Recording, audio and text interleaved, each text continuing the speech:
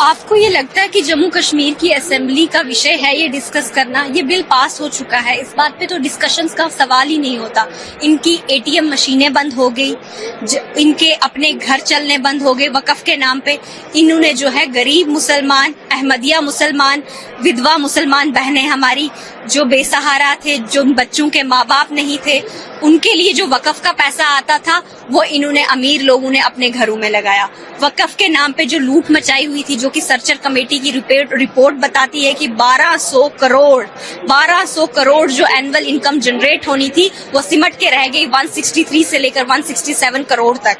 आप मुझे बताइए बाकी का पैसा कहाँ गया? वो गरीब मुसलमानों का पैसा लूटा, जो इन्होंने लूटा है, वो पैसे पे नजर रखी जाए, उस पैसे को गरीब लोगों तक पहुंचाया जाए। इसीलिए वक्फ बिल जो है उसमें जो है वो पास किया है। अभी जो अमेंडमेंट है हुई है या पास हुआ है वो इसलिए हुआ। लेकिन इन्होंने हमेशा से जनता को गुमराह किया है, आज भी ये जनता को गुमराह कर रहे हैं असेंबली के माध्यम से, जबकि ये जम्मू कश्मीर की असेंबली का विषय ही नहीं है। तो यहाँ पे डिस्कस करने का सवाल ही पैदा नहीं होता। तो आप मुझे बताइए, ये काले झंडे दिखाना, ये असेंबली में वॉकआउट करना, ये पेपर फाड़ना, ये क्यों कर रहे हैं? ये सिर्फ और सिर्फ जनता को गुमराह कर रहे हैं, क्योंकि इनके अपने घर चलने बंद हो गए। आप मुझे बताइए, वक्फ के नाम पे जम्मू कश्मीर में ये नेशनल कॉन्फ्रेंस और कांग्रेस के जितने एमएलएज, जितने मिनिस्टर, इवन इनके चीफ मिनिस्टर को भी देख लो, मुझे नहीं लगता इन्होंने वक्फ के नाम पे कोई भी लैंड डोनेट की होगी। तो फिर आज काले झंडे क्यों दिखा रहे हैं?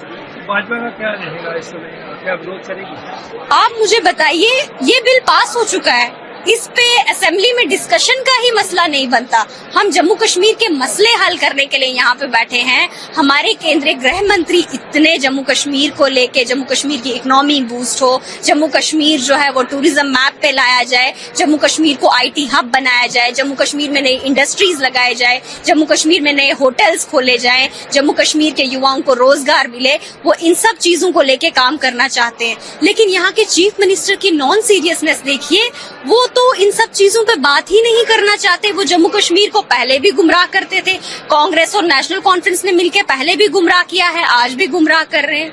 तो इस तरह की चीजें नहीं होनी चाहिए। जो बिल सेंटर में पास हो गया उस पे डिस्कस करने वाली अथॉरिटी जम्मू कश्मीर असेंबली नहीं है और यहाँ डिस्कस नहीं होना चाहिए। ये पास हो गया है, सिर्फ अपनी एटीएम मशीनें बंद होने के लिए ये गरीब मुसलमानों को लूटते थे और इसीलिए आज ये काले झंडे दिखा रही है, क्योंकि इन्होंने खुद तो कुछ भी डोनेट नहीं किया होगा। Even chief minister Omar Abdullah ji ने भी वक्फ के नाम पे कुछ भी नहीं डोनेट किया होगा, तो फिर इनके एमएलएज हंगामा क्यों मचा रहे हैं?